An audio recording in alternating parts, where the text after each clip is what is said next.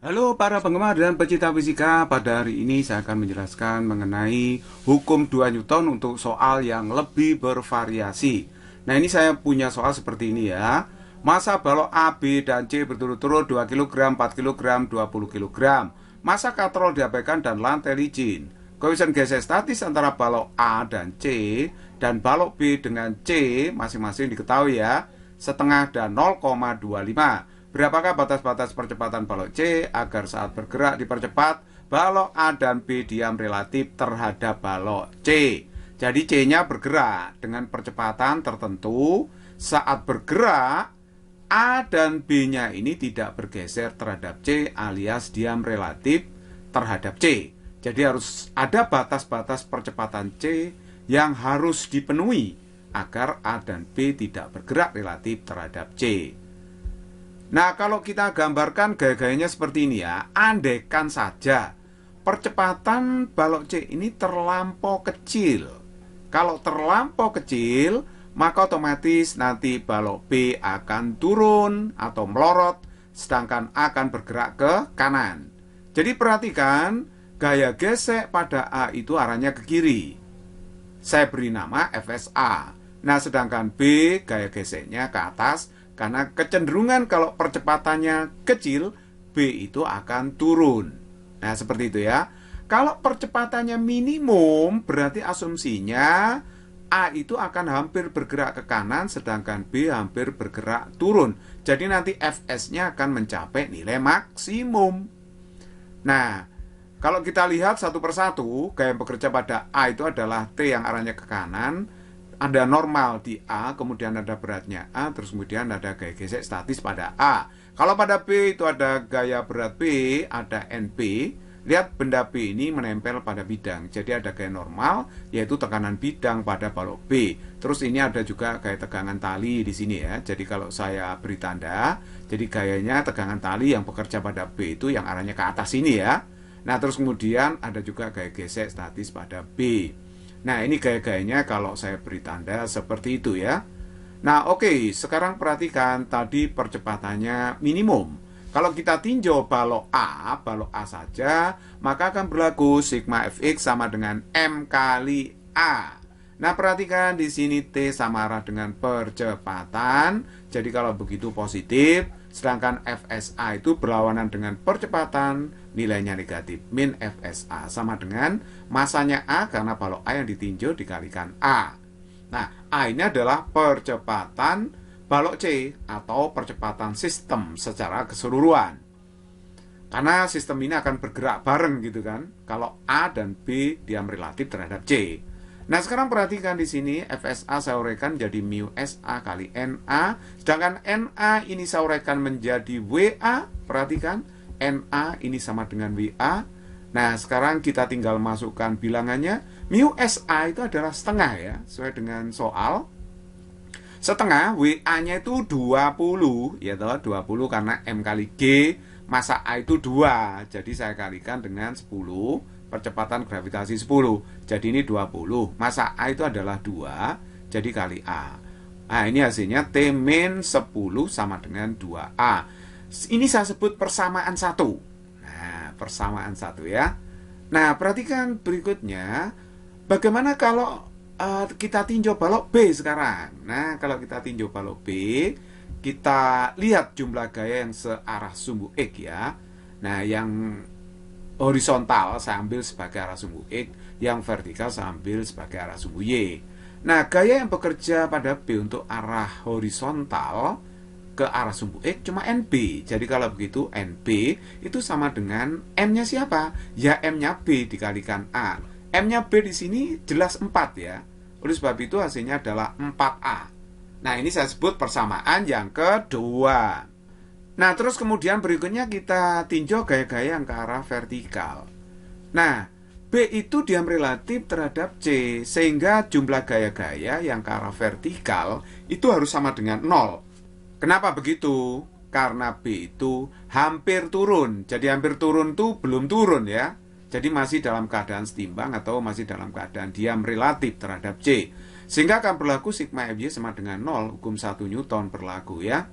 Nah, kalau begitu Ini WB secara kecenderungan gerak benda positif dikurangi dengan FSB yang melawan kecenderungan gerak benda. Terus kemudian dikurangi lagi tegangan tali, ini sama dengan 0. Jadi WB min. Nah ini saya uraikan, FSB itu mu SB kalikan NB dikurangi dengan T sama dengan 0. NB-nya saya masukkan persamaan 2 ke sini ya.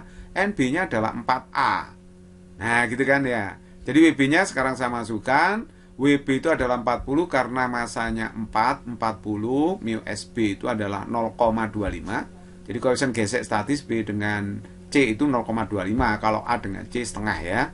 Jadi NB-nya 4A tadi, 4A A-nya saya biarkan aja, ini bisa dicari nanti A-nya ya. Min T sama dengan 0. Nah, akhirnya dapat 40 min ini adalah A ya kan. Min T sama dengan 0. 40 min T sama dengan A. Nah ini persamaan 3. Nah saya sebut persamaan 3 gitu. Nah terus kemudian saya kumpulkan persamaannya. Persamaan 1 tadi seperti ini ya, masih ingat ya. Persamaan 2 yang barusan 40 min T sama dengan A. Ini saya jumlahkan aja. Nah ini kalau saya jumlahkan, yang ruas kiri saya dapat 30, yang ruas kanan dapat 3A. Jadi hasilnya adalah A-nya 10. Inilah percepatan minimal balok C agar sewaktu C bergerak atau sistem bergerak ke kanan, balok A dan B diam relatif terhadap C. Berikutnya kita akan mencari berapa percepatan maksimum yang diperbolehkan agar suatu sistem bergerak atau C bergerak ke kanan dengan percepatan maksimum, tetapi A dan B tetap diam relatif terhadap C atau tidak bergeser terhadap C. Nah sekarang perhatikan baik-baik, ini gaya-gaya pada A itu saya tinjau seperti ini ya. Kalau ini percepatannya terlalu tinggi atau maksimum, maka nanti A itu bisa bergeser ke kiri, sedangkan B itu pasti naik nanti. Nah kalau A bergeser ke kiri, gaya gesek statisnya melawan ke kanan. Berarti B ini gaya gesek statisnya harus ke bawah, karena kecenderungan gerak B itu naik ya, A-nya ke kiri di sini. Nah, oke, perhatikan baik-baik di sini ya. Percepatan tadi kan percepatan maksimum. Kalau percepatan maksimum, jadi diasumsikan A dan B itu hampir gerak. Jadi A hampir gerak ke kiri, B hampir gerak ke atas. Jadi nanti Fs-nya akan mencapai nilai maksimum. Nah, kalau kita tinjau balok A, itu gaya-gaya yang bekerja pada A itu ada NA, ada WA, ada T, ada FSA. Sedangkan pada B itu bekerja gaya T yang arahnya ke atas, NB, WB, FSB. Nah seperti itu. Nah sekarang perhatikan, kalau kita tinjau balok A untuk gaya-gaya yang sejajar sumbu X itu adalah T sama FSA searah dengan percepatan, jadi dia positif. Sigma Fx T plus FSA ya, sama-sama positif T sama FSA. Nah sedangkan M-nya kita isi MA karena kita tinjau balok A ya. Jadi dikalikan A. Jadi kalau gitu T plus ini uraikan mu SA kalikan NA sama dengan MA kali A. Nah sedangkan NA-nya bisa diganti dengan WA. Kita tinggal masukkan bilangannya aja. T plus mu SA itu adalah 0,5. Koefisien gesek statis antara A dengan C. Jadi WA-nya 20 M kali G nih ya. Jadi MA2 dikalikan A. Nah ini berarti T plus 10. Nah ini sama dengan 2A. Ini saya sebut persamaan 1. Berikutnya kita tinjau balok B ya. Kita tinjau gaya-gaya yang sejajar sumbu X, berarti NB di sini ya. Sigma Fx hanya NB pada balok B. Ini sama dengan M kali A. M-nya B itu adalah 4. Jadi 4 kali A. Ini saya sebut persamaan yang kedua. Nah, kita tinjau sekarang gaya-gaya yang sejajar sumbu Y. Di sini kecenderungan gerak B itu adalah ke atas kalau percepatannya maksimum. Jadi yang pengaruhi gaya apa? Jelas di sini T ya. Nanti T dikurangi dengan WB dikurangi FSB. Nah itu harus sama dengan 0. Nah perhatikan sekali lagi, T itu searah dengan kecenderungan gerak benda, makanya tandanya positif. Sedangkan FSC WB ini melawan kecenderungan gerak benda, jadi negatif. Nah ini sama dengan 0. Nah karena hampir gerak itu berarti belum gerak, masih berlaku hukum 1 Newton ya. Jadi ke arah vertikal jumlah gayanya 0. Jadi kalau begitu ini kita uraikan FSB menjadi mu SB kali NB ya. Nah NB-nya saya isi ini 4A. Nah sekarang bilangan saya masukkan, WB-nya 40 karena masanya 4 kg. Mu SB itu 0,5. Koefisien gesek antara B dengan balok C. Jadi dikalikan dengan 4A sama dengan 0. T min 40 min ini adalah A ya. Jadi min A sama dengan 0. Akhirnya T min 40 sama dengan A. Ini saya sebut persamaan yang ketiga.